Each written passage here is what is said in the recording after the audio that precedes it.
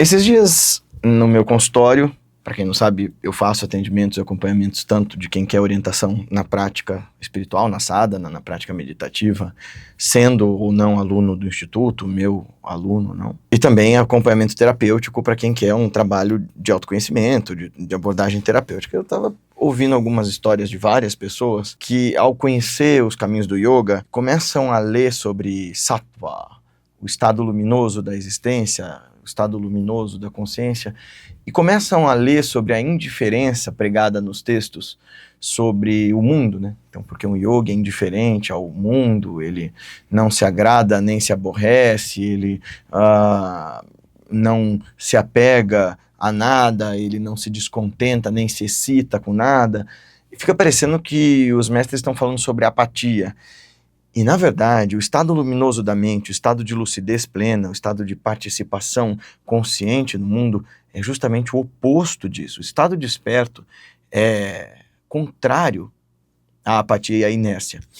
Mas, para você entender isso, a importância da atividade, da inércia, da serenidade, nós vamos precisar explicar os gunas. Vou explicar os gunas e a psicologia dos gunas. Então a gente vai falar dos gunas, os princípios do universo, e vamos entender como isso funciona, como isso opera na nossa psique, como é que a gente não pode confundir esses princípios, dada a nossa ansiedade, falta de vontade de reflexão profunda, no nosso caminho para o despertar.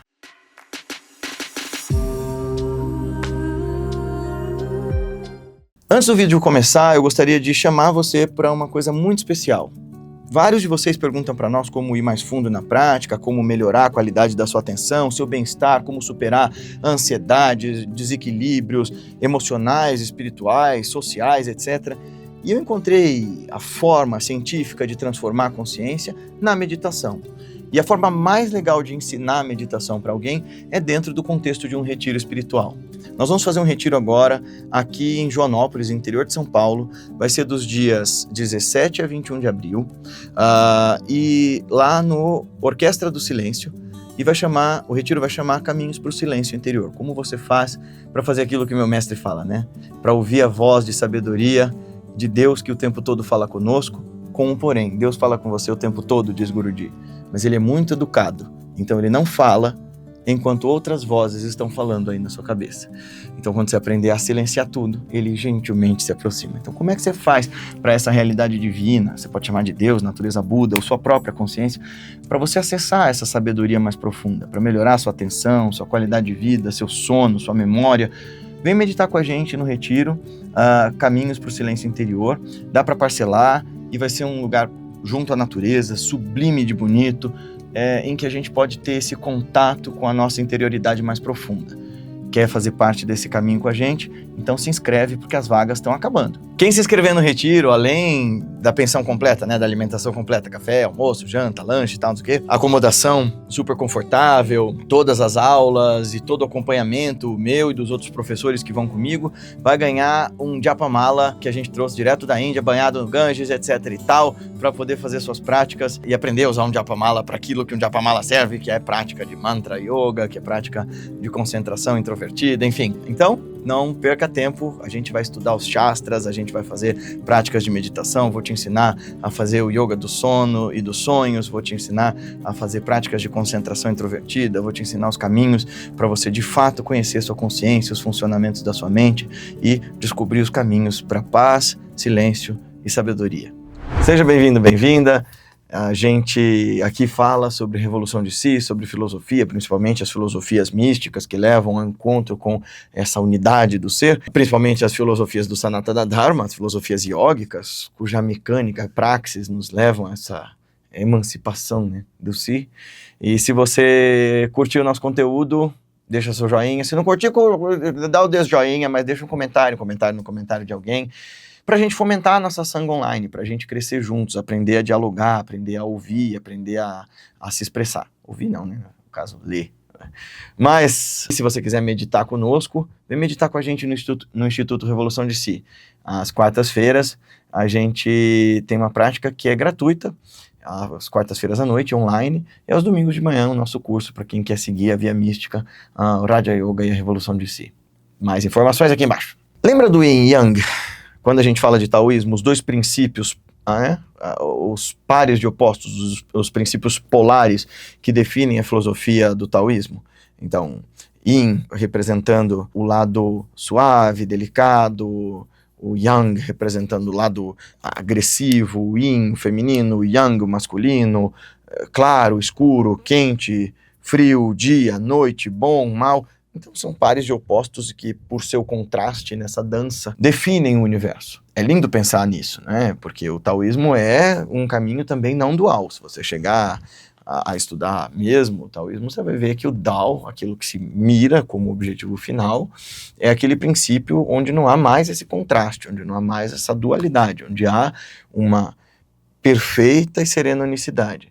Mesma coisa no Vedanta, mesma coisa no sufismo de Ibn Arabi, mesma coisa em todos os monismos possíveis, né? As doutrinas da não dualidade, o Tantra não dual.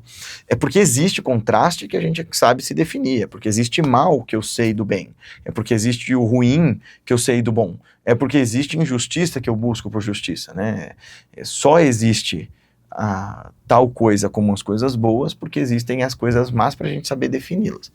O símbolo do Tao é elegantérrimo, eu sempre achei de uma profundidade. Quando eu era criança eu chamava de o símbolo do Goro, por causa disso aqui. Pois é, o que isso tem a ver com um monstro dragão de 4 braços que despedaça as pessoas no Mortal Kombat? Não sei. Mas eu, quando era criança, falava era o símbolo do Goro.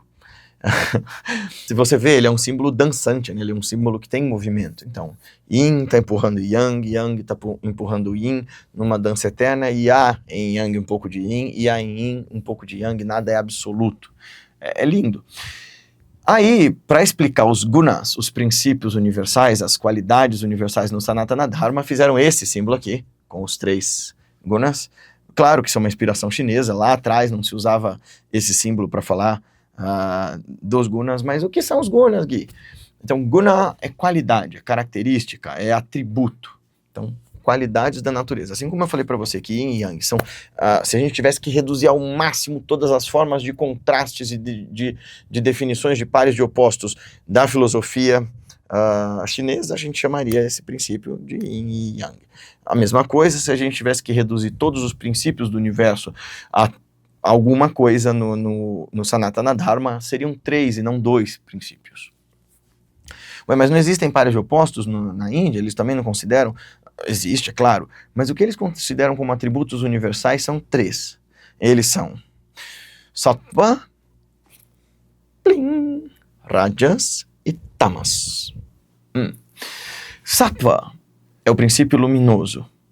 Rajas é o princípio ativo. Tamas é o princípio inerte. Se você quisesse colocar os 3 como leis da física, você poderia dizer que Rajas é movimento, Tamas é inércia e Sattva é luz, que é um treco diferente que até hoje ninguém decidiu se é partícula, se é onda, enfim.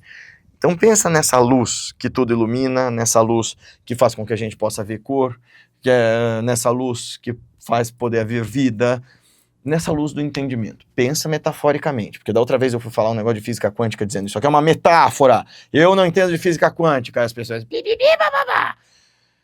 De novo, eu não estou falando de física, eu estou falando de filosofia e usando uma metáfora, isso é um pensamento abstrato.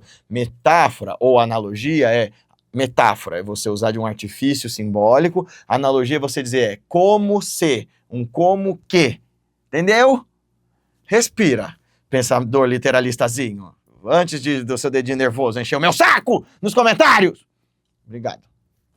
Bom, então isso foi um exemplo de Rajas, isso foi um exemplo de Sattva ou de esquizofrenia. Gente, sério, sem brincadeira. Pensa assim, como se fossem princípios da física, tá? Então, Rajas é a inércia, é a atividade, é a combustão, é a energia.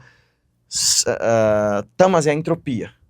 Então, todo o universo tende, né, a explosão, a expansão, e depois tende a entropia, né, ao resfriamento, ao fenecimento.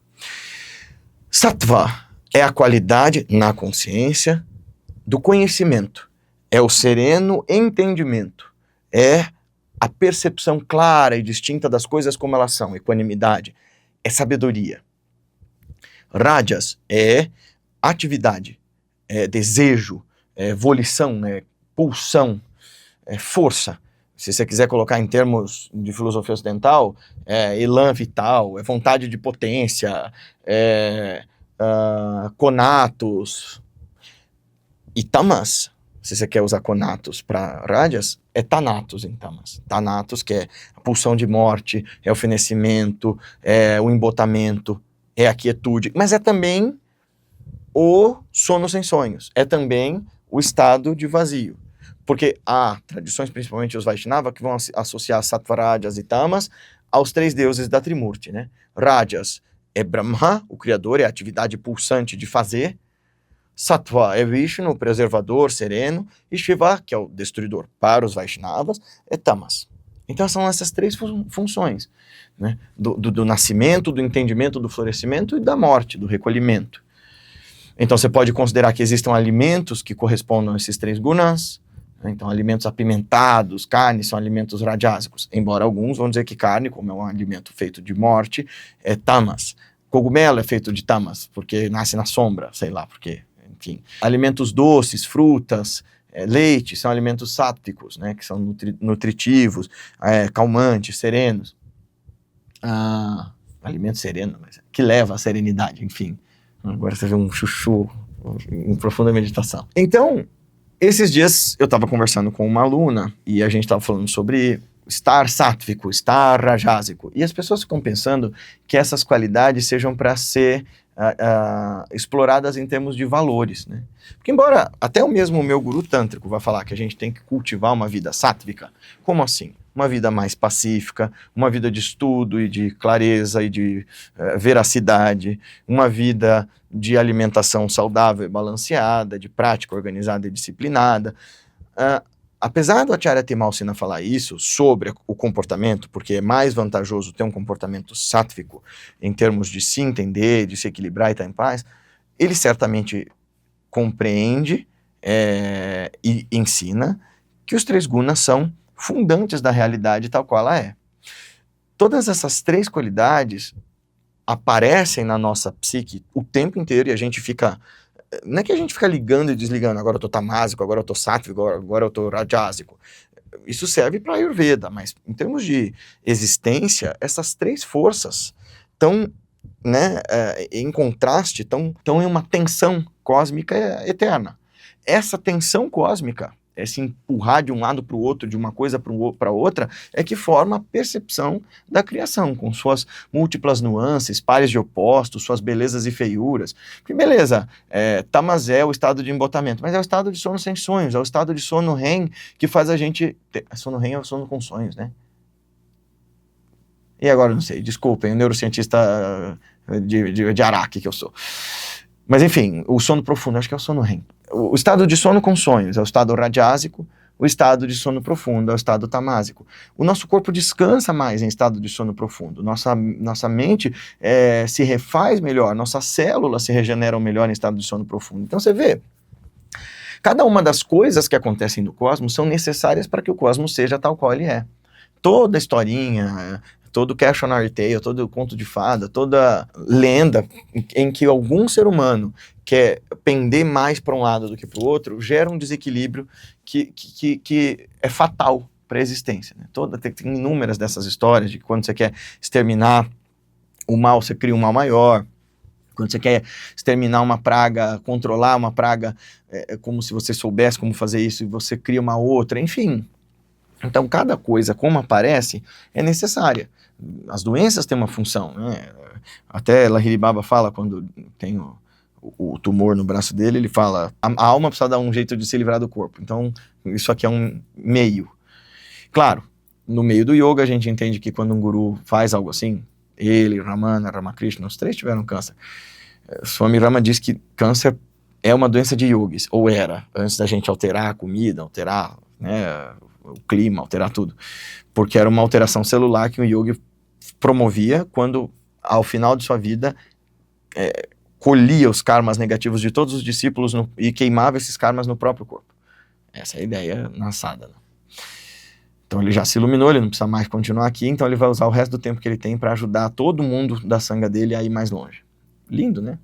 Mas bom, Falando de Raja, Sattva e Tamas, dá pra gente discorrer sobre isso longamente. Uma vez meu Satguruji Shivaharanandaji fez uma satsanga com a gente, ele só falou sobre gunas por umas 3 horas, assim, explicando todas as nuances e como é que pode aparecer de formas diferentes os gunas em diferentes formas e expressões do caráter, como, por exemplo, o nosso humor introspectivo pode ser mais tamásico do que sátvico, como a gente pode confundir uma coisa com outra. Por exemplo, eu posso confundir esse estado de luminosa sabedoria com rajas, quando eu estou hiperexcitado, quando eu estou hiperfocado em alguma coisa de forma obcecada, neurótica, por assim dizer. E aí eu vou achar que eu estou sendo profundamente sábio, profundamente assertivo, profundamente eficaz, mas eu estou só na fricção de uma mente dicotomizada, acelerada e desesperada. O oposto também pode acontecer.